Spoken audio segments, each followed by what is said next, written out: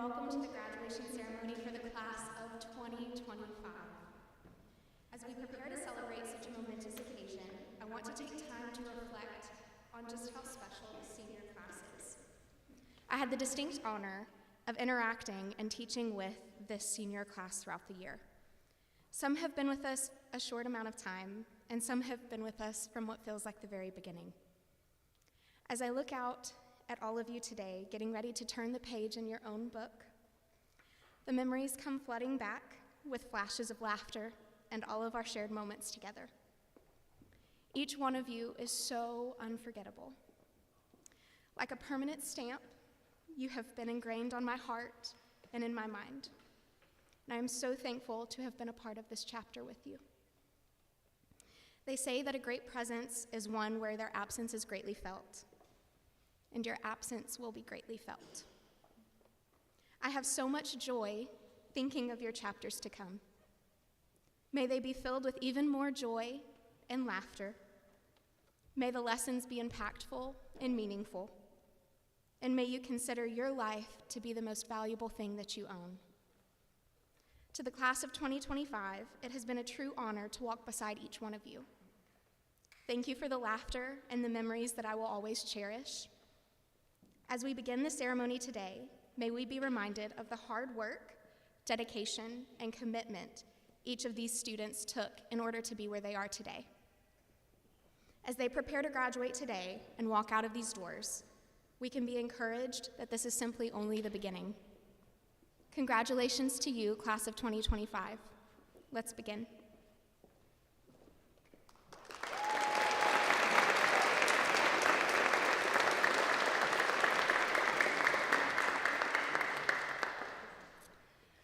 Good morning, graduates, family, and friends of graduates, teachers, staff, students, and all attending. I'm the director and head of school for Gateway Academy. What a joyous occasion to gather here today to celebrate this benchmark moment. As our school is so aptly named, today is a gateway that marks the end of one journey and the beginning of another. It has been a privilege to walk some of this journey with you, and to be here today to witness the triumph of a goal hard won. While I can honestly say I have loved every year at Gateway, I must admit that there has been something special about this year. This year has been incredible. We started this year as Nashville and Brentwood, but we ended it as Gateway. A new, better, and more exciting version of Gateway. And that is due in large part to the students sitting right there. I couldn't be more grateful for the goofy, eclectic, witty, smart, creative, kind, and inspiring bunch that has made this year so incredible. If you've never attended a Gateway graduation, then let me prepare you for one of the best experiences. This is truly a celebration of each individual graduate. And we are lucky now to have the opportunity to hear from two graduates this year. First to speak is our Student Council Secretary, Abby Hill, a student whose excitement for life is contagious and is the personification of sunshine. Following Abby's remarks, we will hear from our Student Council President, Wynn Nichols, a student whose wit and unique perspective never fails to set her apart from the crowd. We will proceed to that point. Abby.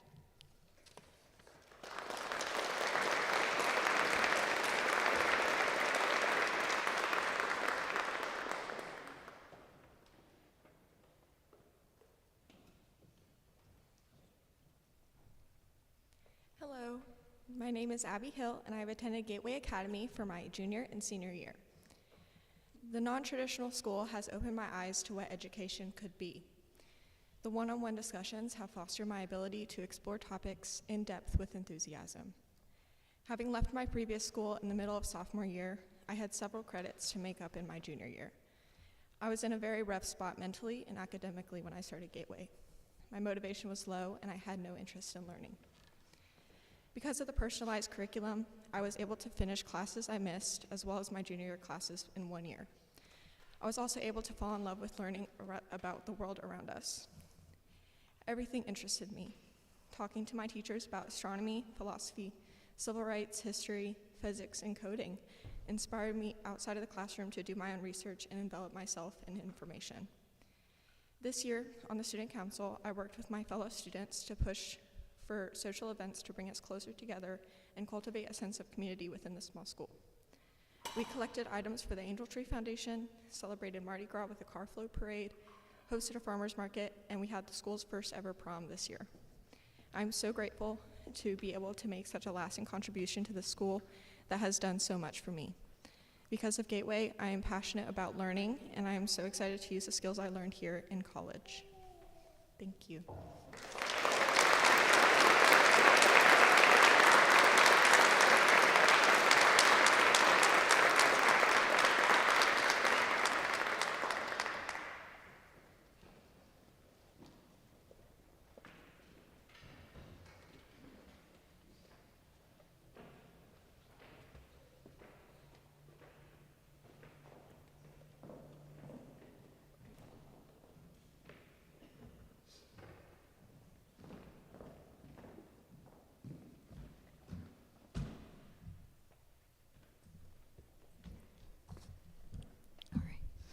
Good morning, Gateway family and guests.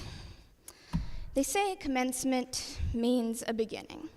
So why does this feel like the end of free time and cheap rent? 4 years of exams, papers, and all-nighters, and the biggest challenge was not tripping on stage. But we have gathered here today to celebrate us, the class of 2025, as we enter the next chapter of our lives. Everyone here has a future today, yet somehow no one has a job. But yes, we've made it, got through finals, survived the bouts of what my teachers call senioritis, and even managed to put our caps and gowns on correctly. Indeed, this is a great occasion and an amazing milestone for all of us. But here's the thing about milestones. They're not the whole story. They're just markers on a road. My dad once told me this proverb. I know it's a little cliche, but bear with me here. That a journey is not about its destination, but the path you take to get there. And all the strange, hilarious, challenging, and beautiful things you encounter along the way. For me, that journey began 8 years ago when I joined Gateway Academy. I was 10 years old, bright-eyed, gullible, not much shorter, and had no idea that one day I'd be standing here at this podium giving a speech. And since then, I've learned a lot, not just about algebra, history, how to throw water balloons in Principal Miss Schaefer's face, but about curiosity, persistence, and laughing when things don't go as planned. The true values in life. I've worked with wonderful teachers who've challenged me to think deeper, to push my limits. Yes, that meant answering questions I was totally unprepared for and having a huge reliance on Google search. But the quirk about one-on-one classes is that there's no hiding. There's no hoping some other kid will raise their hand first. It's just you, your teacher, and the knowledge that if you didn't do your reading homework, you had to get really good at improv. But the chaos, victories, weird tangents in class, the slow build of growth and self-confidence, that was the journey. And it matters as much, if not more, than this moment today. Graduation is technically a destination, but really, it's just a pit stop on a longer, chaotic, and more exciting road. And I don't know where mine leads next, but I know how far I've come. And I know how far we can all go. So, let us celebrate the journey and the great adventures that lie ahead. And as you can see, high school did teach me one thing, how to write 2,000 words of nonsense and make it sound important.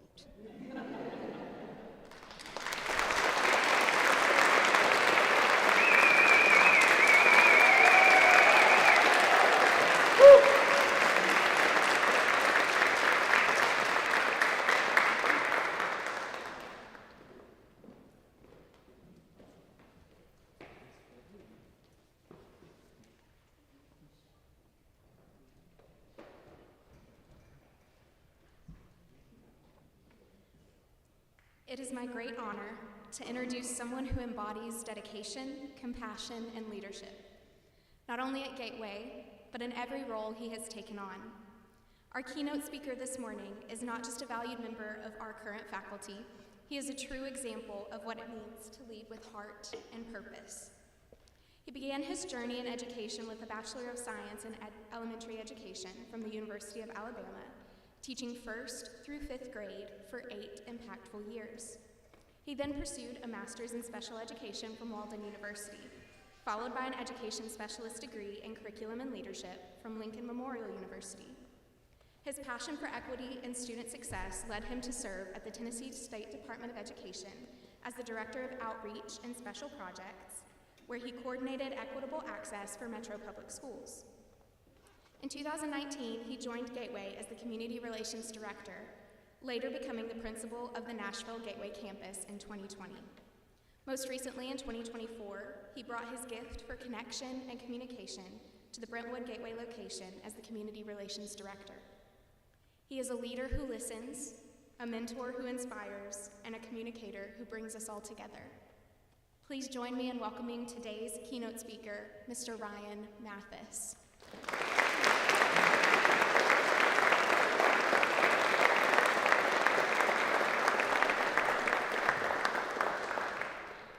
Good morning.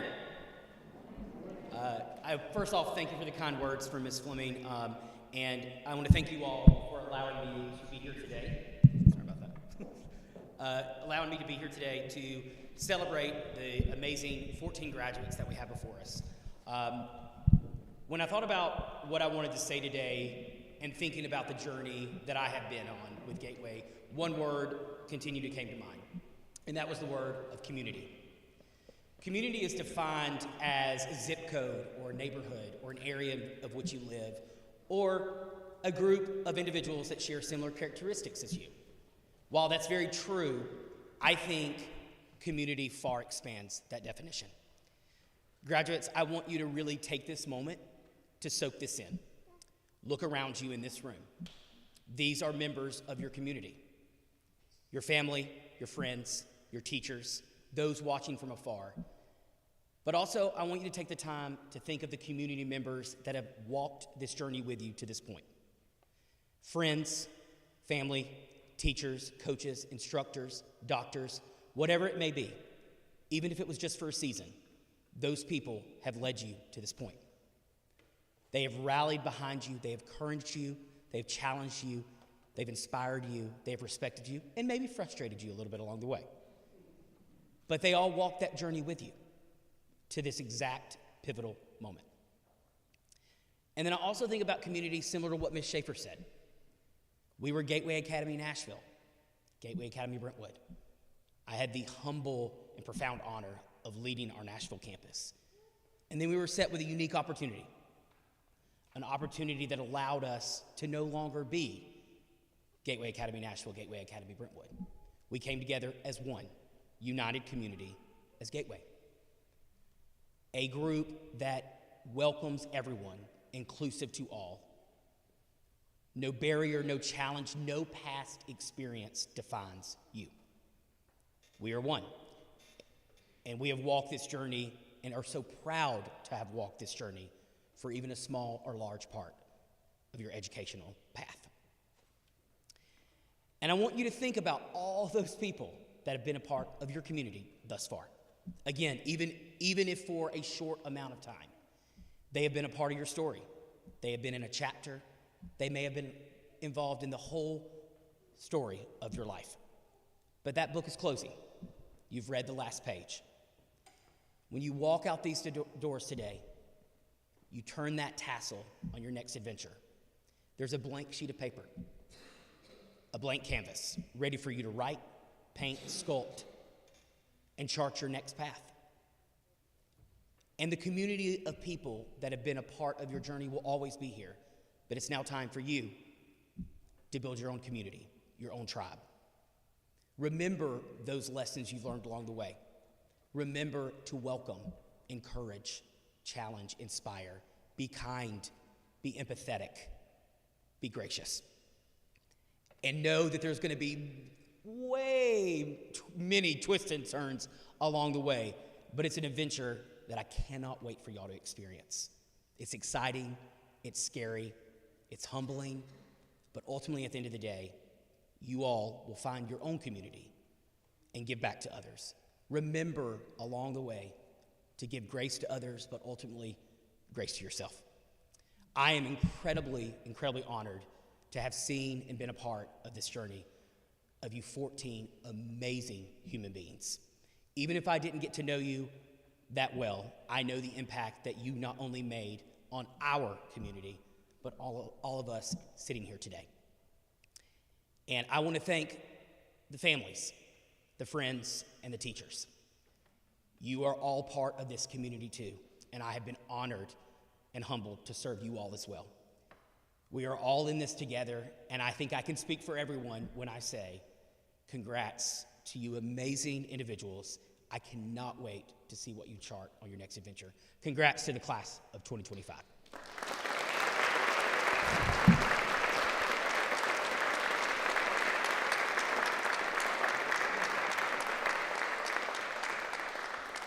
And now I get to segue into what I think is the most beautiful thing about this ceremony. Our graduates got to choose a teacher who has made a meaningful impact on them. That teacher has now scripted a speech that is tailored and personalized to each and every one of our graduates. It's one of the things that I truly think sets Gateway Academy graduation apart from any other. I hope you all enjoy and get your tissues ready. I welcome our amazing Gateway Academy teachers.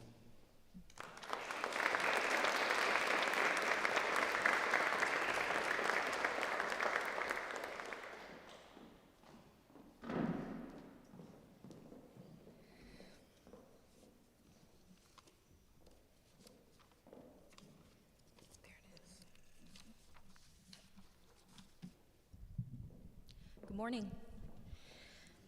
My name is Anna Lastly. I've been teaching at Gateway for the past 3 years, and this morning I have the privilege of speaking on behalf of Miss Jordan Anderson, who is slinking into her chair with embarrassment right now, who I have had the privilege of teaching government and economics to this year. And I felt the best way to represent her was to take you through what I call the 5 phases of a class with Jordan. Phase 1. The initial assessment. During your first class with Jordan, it almost feels like she's scanning you. Who is this teacher? How are they going to teach me? Will she understand my humor? Can we laugh together? Does she have good stories? And little by little, as she gets to know you, she starts to open herself up to you. Phase 2, the unbounded joy. Jordan and I laugh a lot. Whether it's because we kicked off class by watching Stephen Colbert, or because of our own silliness. We've been told more than once to please keep it down because there are other people trying to work in this hall. Phase 3, the gray. Every single person in the world has days when being their best self just doesn't feel possible. These are the days when you hit every red light, keep dropping your stuff, stub your toe. I not so lovingly refer to these as gray days. Early on, Jordan and I realized our gray days often overlapped. They seemed to be synchronized. We gave each other lots of support, kept the caffeine rolling, and vented before we dove into Keynesian theory in economics class. Because the gray days are much easier to endure when you know you'll see a friend. Phase 4, the climb. You won't see it right away. It will take time to learn it. But Jordan likes to be pushed. She likes to be challenged. Because once she sees that you believe she can do this challenging task, you just try and stop her. One of my all-time favorite Jordan quotes comes from a random day late in our government class when she told me, "You give me a good kick in the pants when I need it, and that's what I want from a teacher." For those here that don't know me well, I do feel the need to clarify that the kicks were always metaphorical.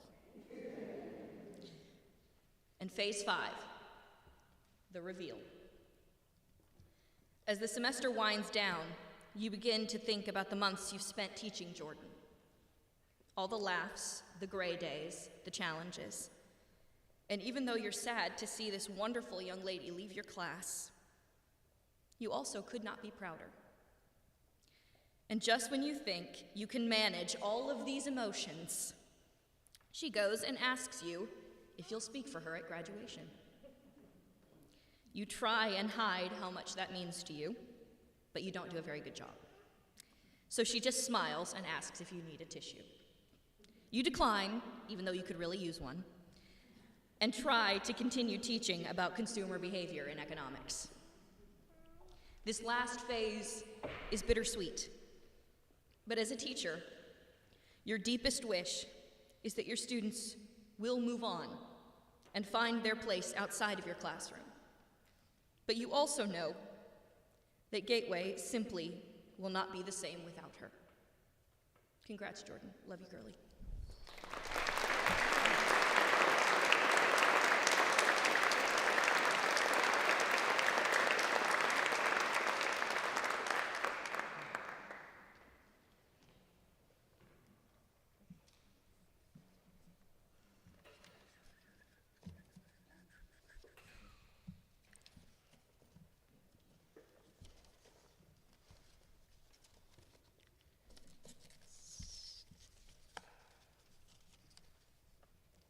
Sorry, stand by.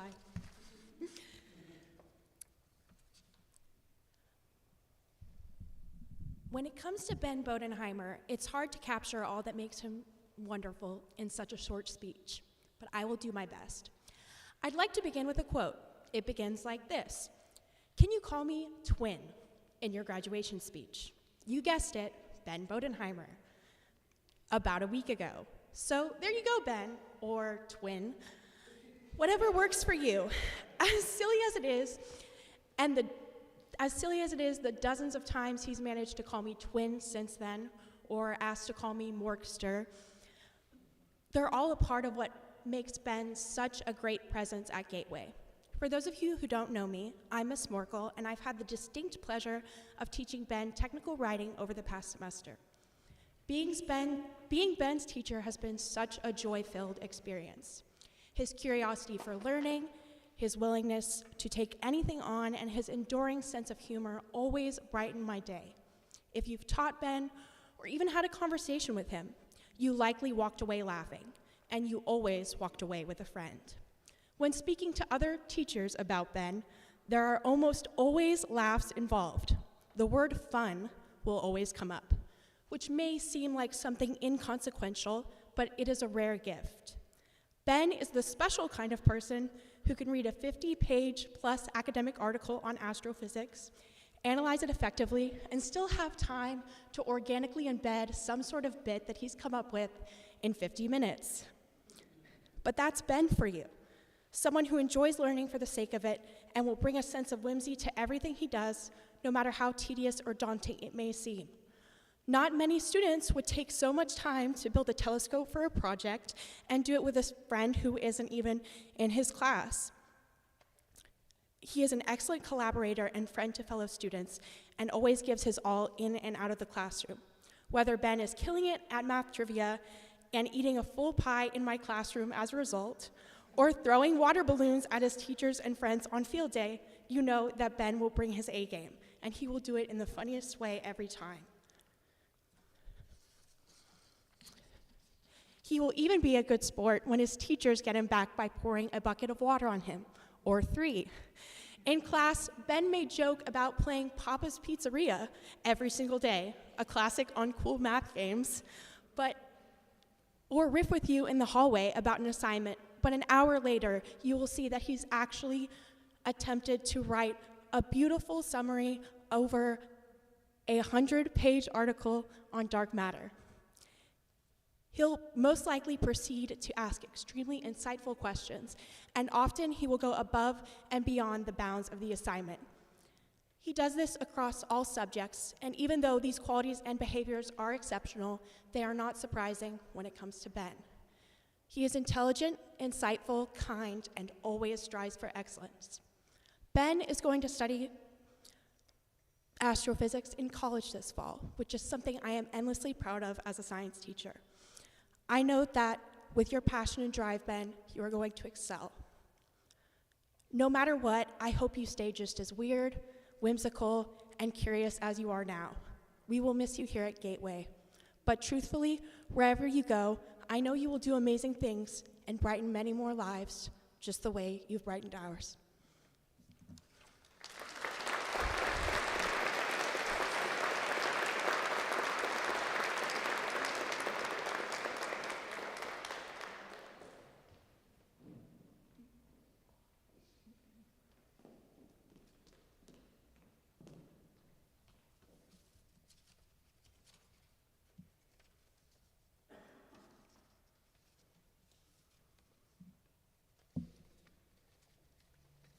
One second.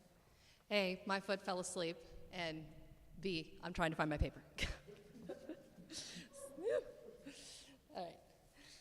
Hello, I am Miss Bishop, and today I have the honor of recognizing Allie Bainey, a student that might not love the spotlight, but who deserves it immeasurably.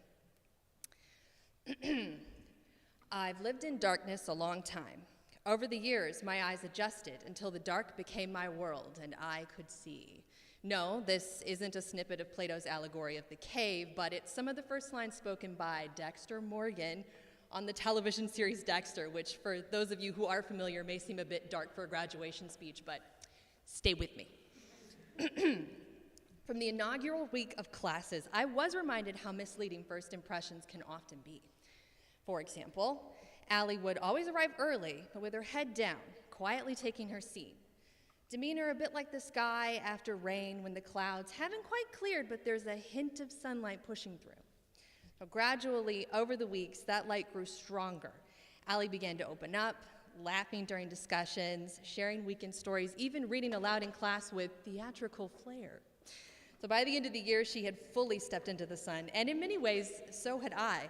So sure, it helped that we used funny voices, we fanned ourselves over Chris Evans, and she expertly roasted me about attending Shakespeare boot camp when I was a teen. But more than anything, Allie's genuine care for our time together made me feel valued, not just as her teacher, but as a person. Now, we read a lot of things in English this year, the Canterbury Tales, Beowulf, Hamlet, and yes, Allie even survived writing her own sonnet, which I am sure she secretly appreciated.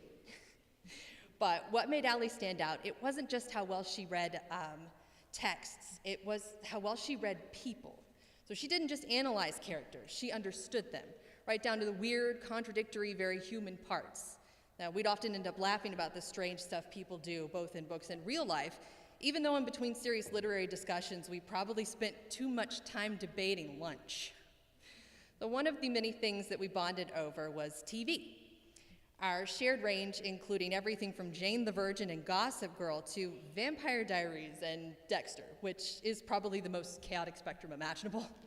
But Dexter was her favorite, and as dark and twisted as the show can get, at its core, it's all about identity, responsibility, and trying to do the right thing when the right thing is complicated.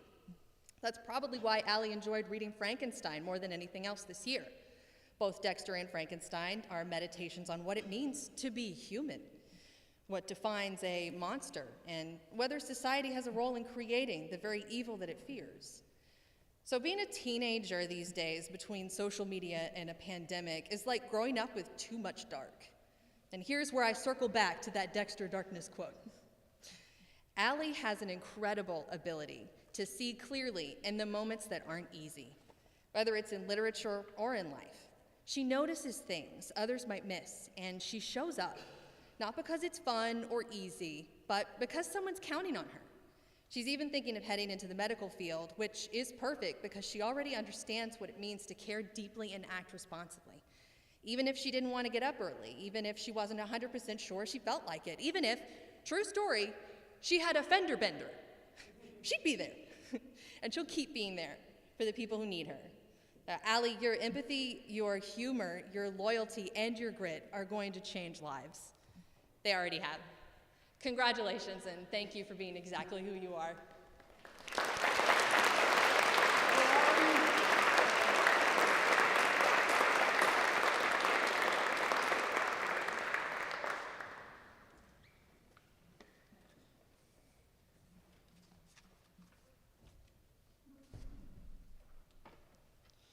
Hello.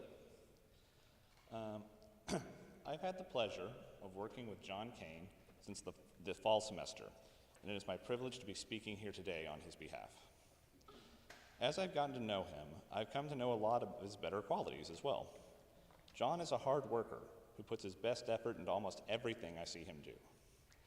This has led to him burning the candle at both ends on a few occasions, but if he can find a way to balance his time, his hard work will serve him well.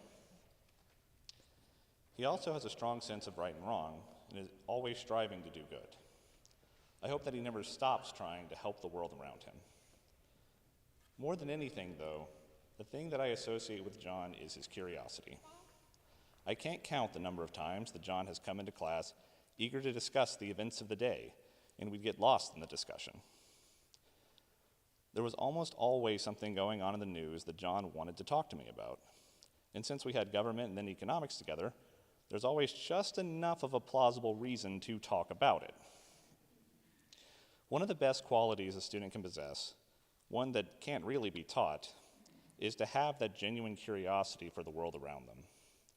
And perhaps just as importantly, John always seemed to value what the other person had to say.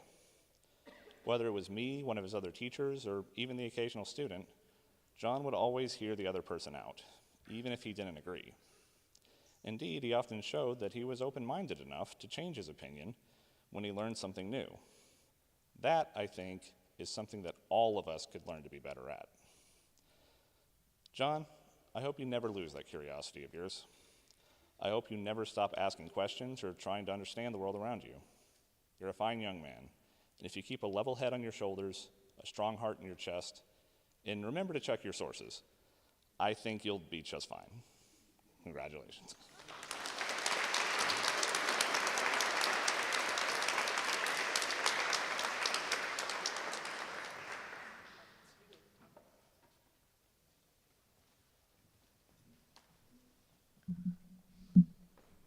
Hi, Abby.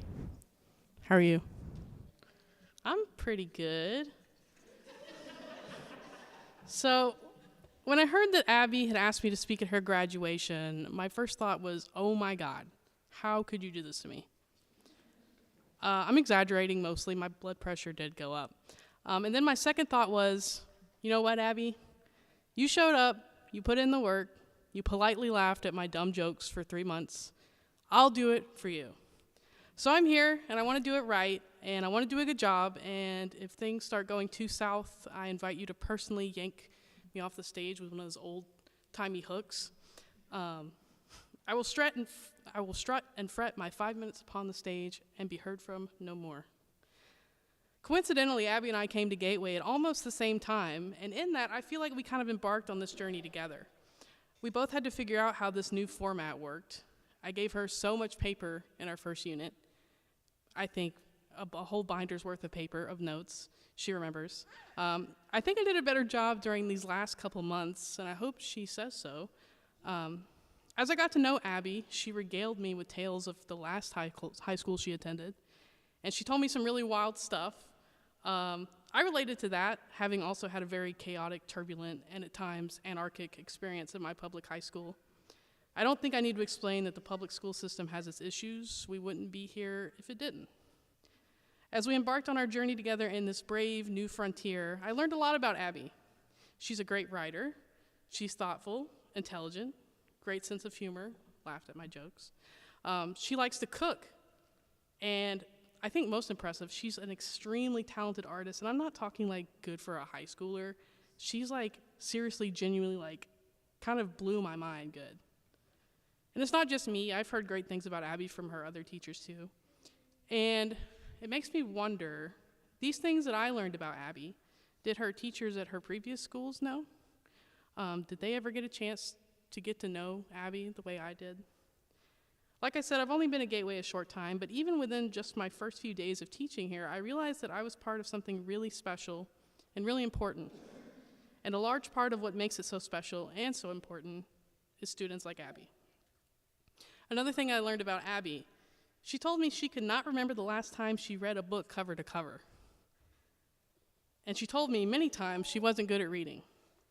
I suck at reading, exactly is what she said. First of all, that's just like not true. What Abby considers bad at reading is reading a paragraph perfectly and then tripping up on some random word like nobody ever says, like pulchritudinous. And she'd be like, oh, I'm so bad at reading. And I'm like, girl, I've got a degree in reading and I have never spelled the word occasionally right the first time ever. English is nuts. What do you mean good and food don't rhyme? Hooked on phonics only goes so far. Abby and I went through Macbeth line by foul, fair line. I don't know how to pronounce Encarnadine either. Maybe I could spell it, but I can't tell you off the top of my head what it means. But we can find out, right? And that's the point. All that matters is that you take that step. I don't know who has been telling you that you're not good at reading, but they weren't there to see you read Macbeth, or when we just recently finished Slaughterhouse-Five, which is not an easy book to read, and you crushed it. And if you've gained nothing else in my class, you at least now have the right to sound very lofty when you say, yes, I have read Slaughterhouse-Five, which it's actually a metaphor for PTSD and fatalism attitudes, blah, blah, blah. And if you haven't gained anything else in my class besides the opportunity to sound really pretentious and send any casual social interaction into a complete nosedive, I hope that you feel more capable now than you did when you first sat down in my little cubicle. Much more than that, I hope you take this to heart. You are good.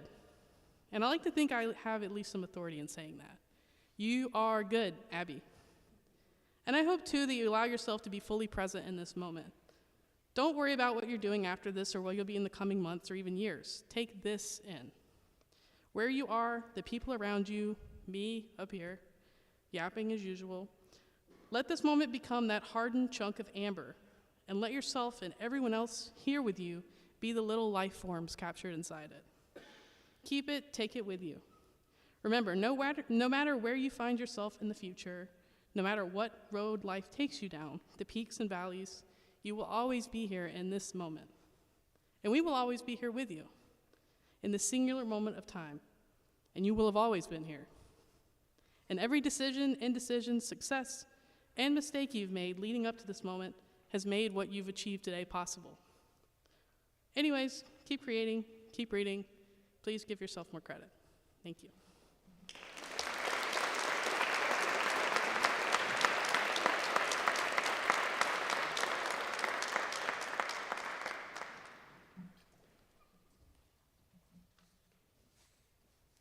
Hello, friends and family. Move this up a little taller. Thank you for being here to celebrate these students today. I am Mr. Becker, and I am here to congratulate Abby Hill for her accomplishment of graduating high school. Before I met Abby as a student, several teachers told me I love her because she is driven, great in conversation, and takes wonderful notes. At the beginning of our world religions class, I designed assignments to help Abby transition into college with rigorous reading and writing. Every Tuesday at the beginning of class, I would hand Abby a large chunk of different mythology books, ancient texts, and other religious sources, some of which were quite difficult to read. As the semester progressed, Abby constantly met the challenge, growing more skilled at interpreting and engaging with texts. It was a joy to not only watch her manage the volume of reading, but also develop the ability to retain and analyze key details. One of the highlights of the year came at the end of the semester, when Abby researched Mormonism and African religions. She came to class so well prepared and insightful that I found myself learning from her. Abby is a bright, funny, high-achieving, and well-organized student who will excel at Swanee for physics and astronomy. It has been my pleasure to teach Abby and be part of her success of becoming an adult. Thank you, Abby, for being a great student, and thank you all for being here.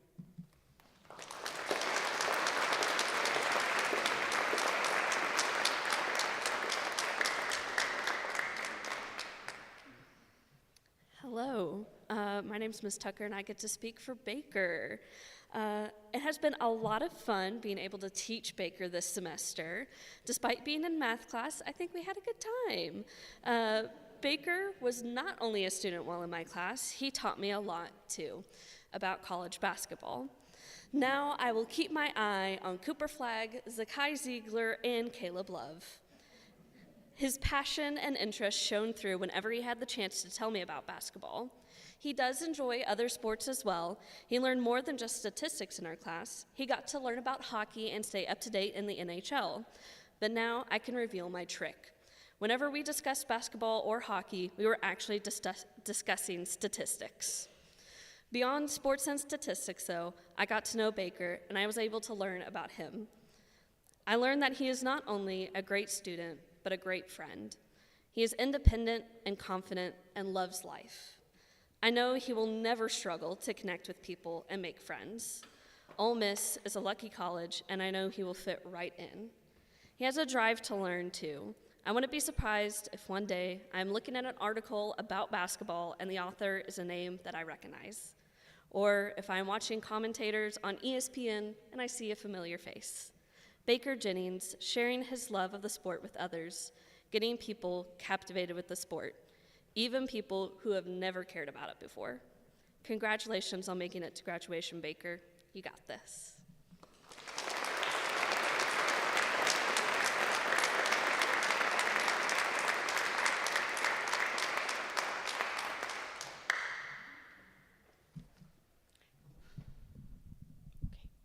Ladies and gentlemen, I give you Margie Jones.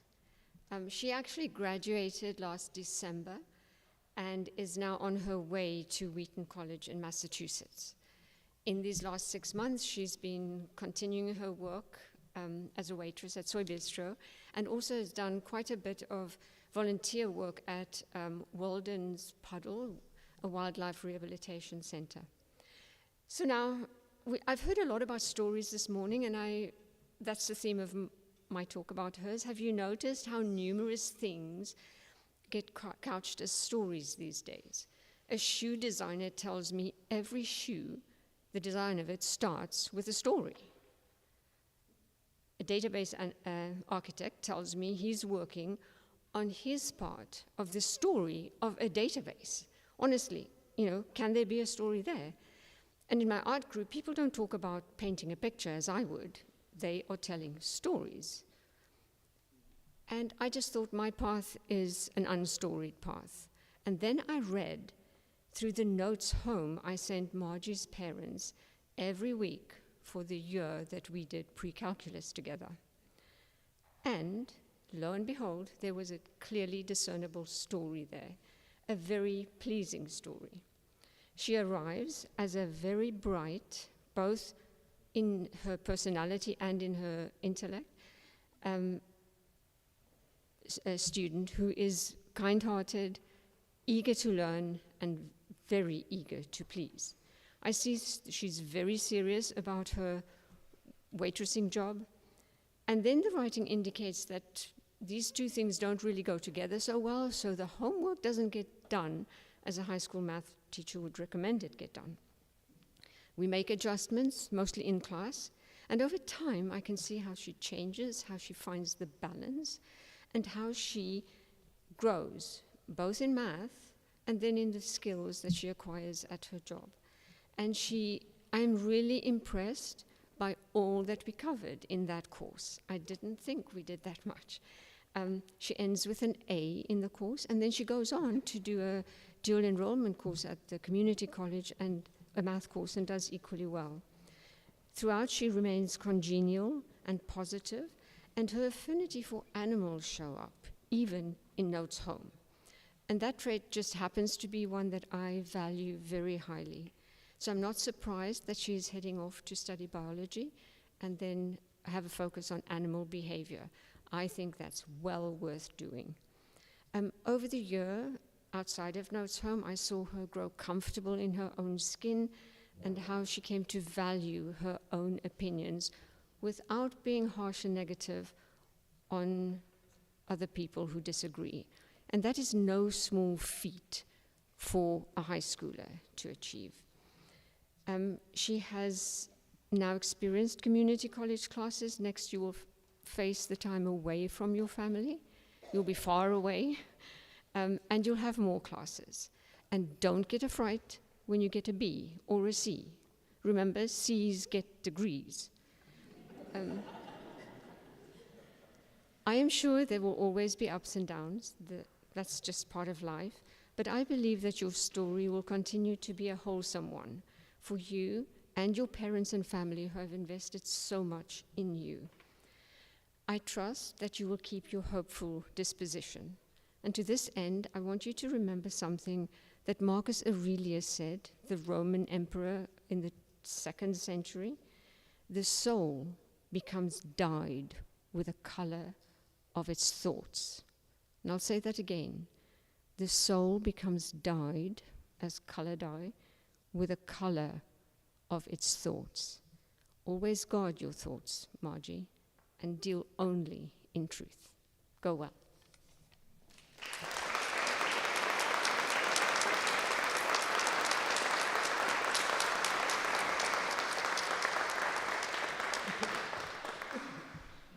Hello, everyone. Is it good to hear? Okay. I'm Ariel Danchenko, and I teach Jack math, a subject I have no doubt you all have fond memories of. I got to know Jack through our once-a-week class, and my first impression is that he's well put together. His hair is cut and brushed perfectly, and even if he wore athletic gear, the outfit would just come together. But I've also learned that Jack is a sweet and kind student. You're probably going to hear that a lot, and you've also heard that a lot. But I know my student is the kindest of all the kind students. You can hear it from his teachers, students, and other staff when he greets everyone in the hallway. You can also see it with Laifu. Laifu is Miss Horton's service dog. She's very good on the job, but she's also a little nervous sometimes. Miss Merkel has been quick to say how Jack is one of the few students where Laifu will come over and sit with him while they have class together. Jack knows to get down on her level and be patient and speak softly and encouragingly. Something that you think some other students will know off the bat, but he does it almost instinctually. It's not just greeting others or Laifu. Their dogs are a great meter for how sweet people are. You can see it in his actions. Miss Lasley has also said that Jack always asks how you're doing and really means it. It might not seem like a great feat, but most people get caught up in the busyness of life. Most politeness comes out of routine, not they actually care about their answer. I'm sure you've all been there. But Jack does care, and Miss Morkel has noticed this too, saying that if I tell him something about myself, whether it's what I'm doing this weekend or about my cat, he'll remember later and ask me about it. And that's because Jack is an intrinsically kind person, which Mr. Ramsey perfectly put, and all I can say is that he is. Kindness can get you many places. I hope you continue to use it in your next adventure, because it will get you very far.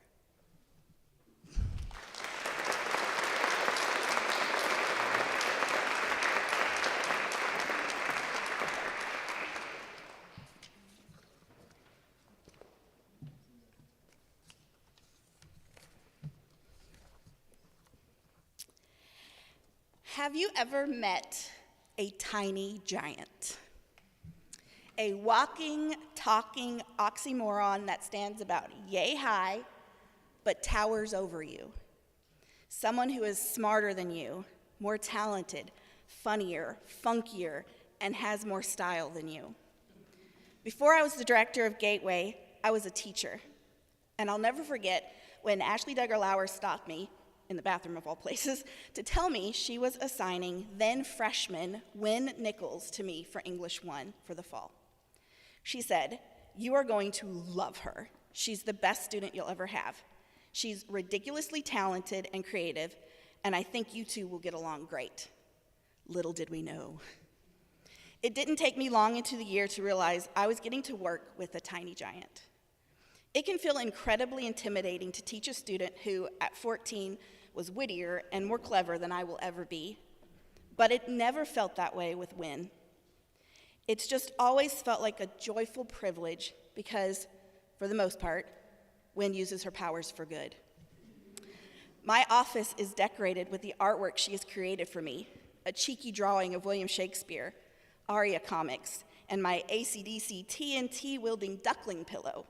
which is exactly as adorable and as hilarious as it sounds. And of course, Winnie.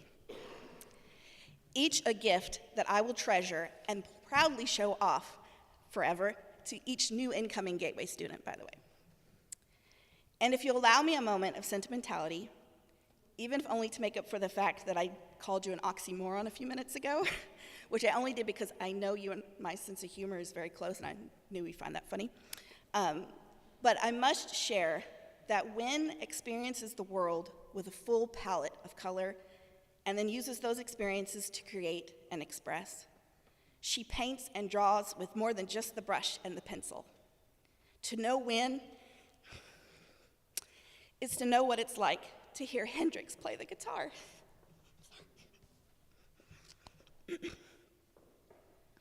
To watch Dolly create and to read Wild for the first time. This is made even more meaningful by the understanding that life has not always been fair or easy for her. And yet, despite the many justifications available for her to be angry or bitter, she sees the beautiful. She creates the beautiful. She shares the beautiful. She is the product of two parents whose love, devotion, strength, and commitment to 90s sitcoms and 70s records created a space for Wynn to experience life to the fullest. And I, for one, could not be more grateful. Wynn is more than a student. She's a kindred heart, spirit. She is a mosaic that will only continue to grow and continue to be breathtaking. Congratulations, Nichols Triad. Congratulations, Wynn. You're a masterpiece.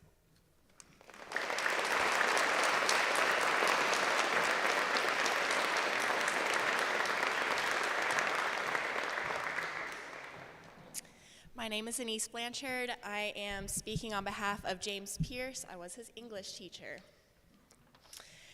As James Baldwin famously said, those who say it can't be done are usually interrupted by those doing it. James, I have seen you accomplish so many great things in nearly 2 years. When others have told you that you cannot do something or that it is not the societal norm, I have seen you continue forward and accomplish what you're after while remaining pleasant to your naysayers. You are a kind and benevolent person, which is a trait that will take you far in life. From your interactions to your peers, teachers, family, and friends, you're always described as a light, and I am so thankful for our time together and the time you spent with us at Gateway. You absolutely brought joy and love to your surroundings, and I feel confident that each person at our school remembers you with a warm smile. From the very first day in class together writing a 6-word memoir, I could see your creativity and desire to be seen. As you move forward in life, I hope that you keep that spirit of excitement and openness with all that you do. I know that you're going to accomplish everything you put your mind to and never let anyone else tell you who you are. You have a keen mind and know clearly the differences between right and wrong, so always trust your gut and believe in yourself. I believe in you, James, and I'm so proud of you. Congratulations, and I can't wait to see what you accomplish all your dreams.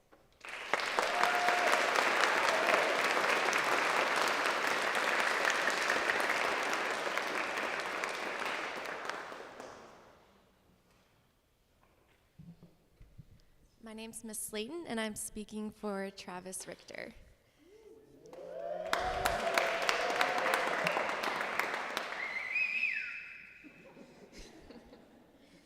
How are you doing? It's a simple question and one that I ask every day as a teacher. After all, we truly want to know how our students are doing. If they're doing well, that's great. We'll proceed with our lesson and feel optimistic about their place mentally and emotionally. But if they're not doing well, that's our sign to dig in. They might let us know this with a sigh, a mumble, or maybe even a heartfelt vent session. And because this lets us know when or how we can offer support, we all know just how important of a question it can be. And how are you doing, Miss Slayton? What I wasn't as used to was someone asking that question back without fail every single day. We all heard it so often from Travis that it really got me thinking. When I was a teacher, would I have actually cared how the people around me were doing? Even if I did ask that question, did I really mean it? Like most teenagers, I'm guessing that I was probably way too concerned with my own life. But that's what sets Travis apart to me as a teacher. He not only asks that question at some point to everyone in every walk of life, but he means it. Some people might think that what sets Travis apart was his shiny purple Supra sports car, or when that time came to an end, his awesome new white McLaren. Others might think that it's his business acumen and his love for entrepreneurship. But the way I see it, there's always going to be someone with an amazing sports car. There's always going to be an entrepreneur with exciting new ideas, who's self-driven and passionate about pushing himself out of his comfort zone and exploring new frontiers. But there's only one student I've known who asks that question back every single day. Not only to his teachers, but to the brand new student when they feel out of place, or to his peers who know they can count on him to have a good time, or even to the police officer who pulled him over for going just a little bit over the speed limit. In business, as in every walk of life, what we need is empathy. It is my hope that as you bring your gifts, confidence, and enthusiasm to the world at large, you keep that part of yourself always in the forefront, that you continue for ways to not only build your empires, but to help the people who have nothing to offer you as well. Your teachers have already noted, Travis is a gentleman who cares about others, helps everyone, and brings warmth. They go on to say he has the kindest heart, the best smile, and the brains to match. I have no doubt he will be successful. And finally, Travis is very intelligent, he loves a good challenge, and if you give him an easy topic, he will breeze through it. And for me, your English teacher for the past 2 years, I truly hope you're taking notes on these examples of quote integration that I just showed you. But in all seriousness, to you and all the graduating class of 2025, come back, visit, and let us know how your life is going, because we truly do want to know. Thank you.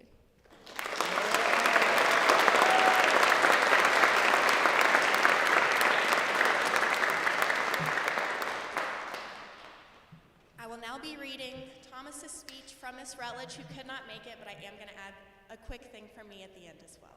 I also taught Thomas. All right. From Miss Rutledge. I still remember the first day of school when I met Thomas. I knew that he was a senior, I knew that he would be studying chemistry, and I knew that he needed to be virtual because he lived in Knoxville, Tennessee. So that meant even different time zones.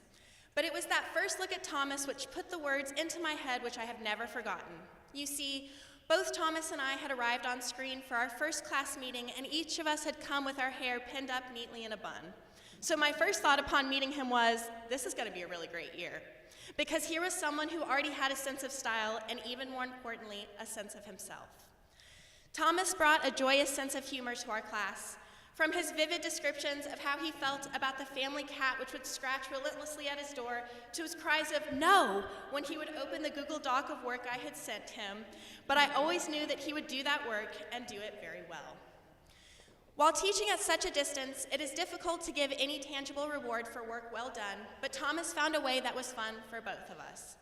When he got a perfect score on a test, I would see his cursor move across the screen and enlarge the grade of 100 to be at least 2 inches tall, and the font would change into a new bright color with exclamation points. These were simple things, but they communicated so much.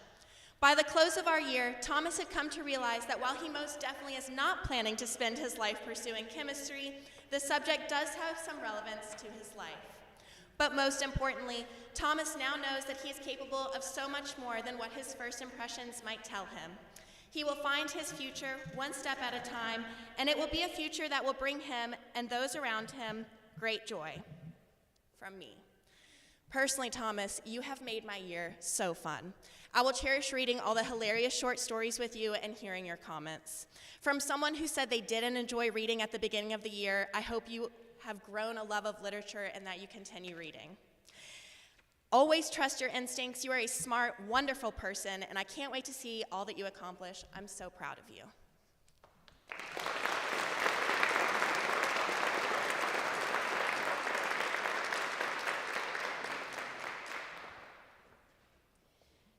It is now time for the most important part of the ceremony that we have all been waiting for. We will begin handing out diplomas to the Gateway Academy class of 2025. Graduates, our math, history, and English department heads will take turn calling out your names. Graduates, please stand at this time and line up at the stairs.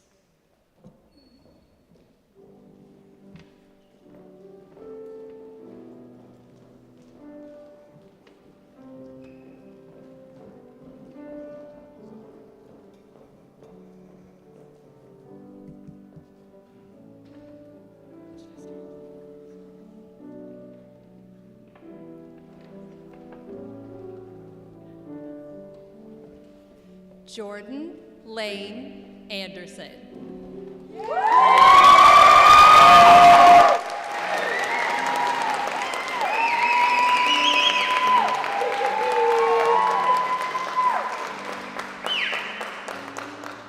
Benjamin LaRose Bodenheimer.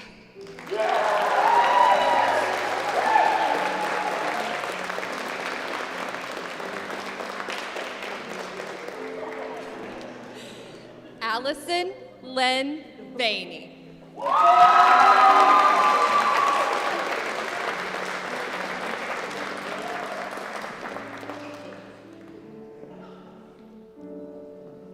John Wesley Kane.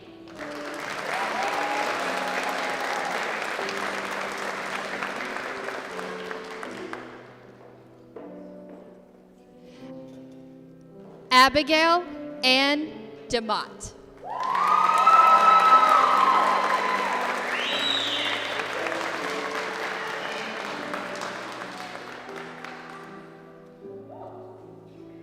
Abigail Walker Hill.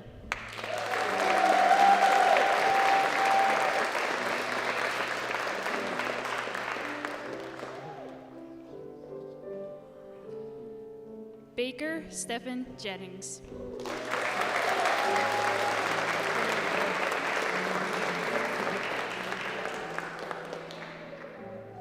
Marjorie Stewart Jones.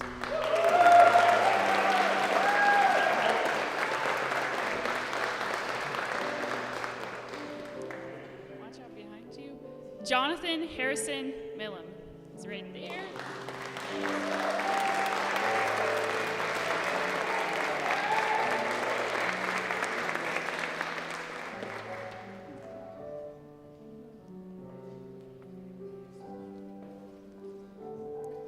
Wynn Sano Nichols.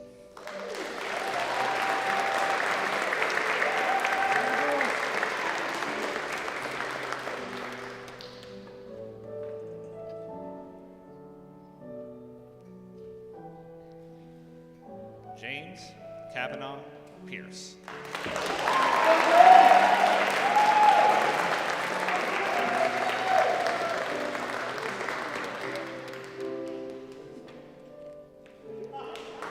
Travis Mark Richter.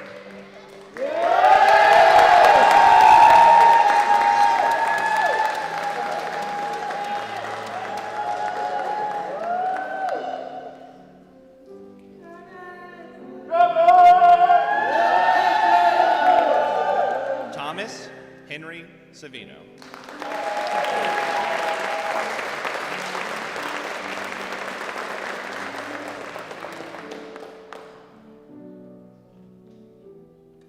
We would also like to recognize Michael Lev O'Neill Hill, who graduated in December and was unable to attend today.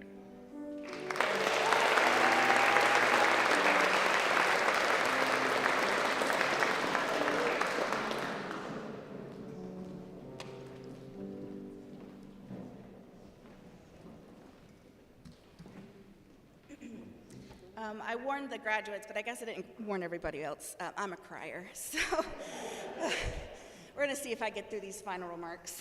I was thinking, well, right out the gate, sorry, y'all. My heart is so full. What a joyful job I have.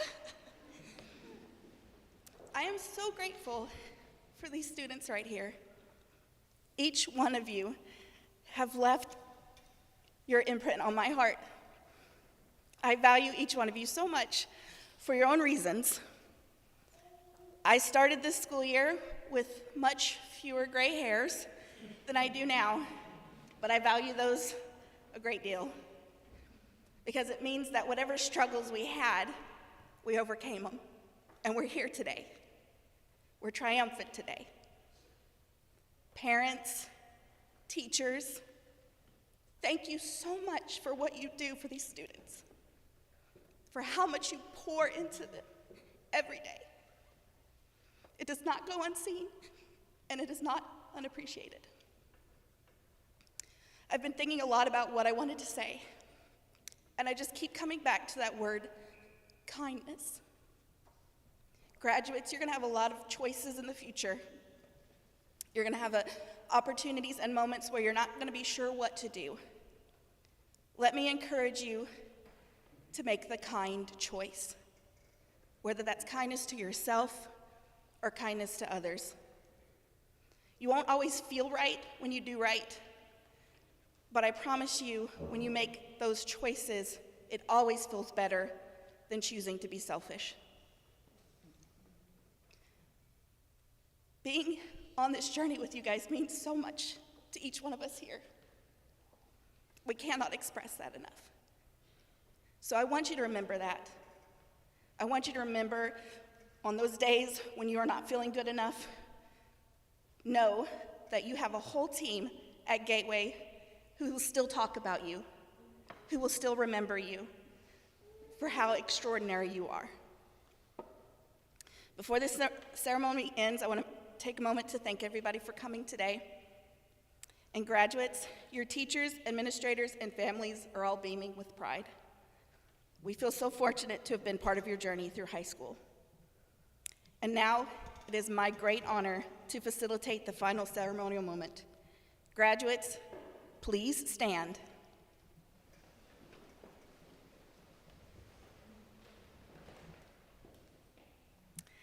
Move your tassels to the left side of your cap to signify the final crossing over from being a high school student to a high school graduate. Congratulations again. Thank you everyone for coming, and have a wonderful weekend.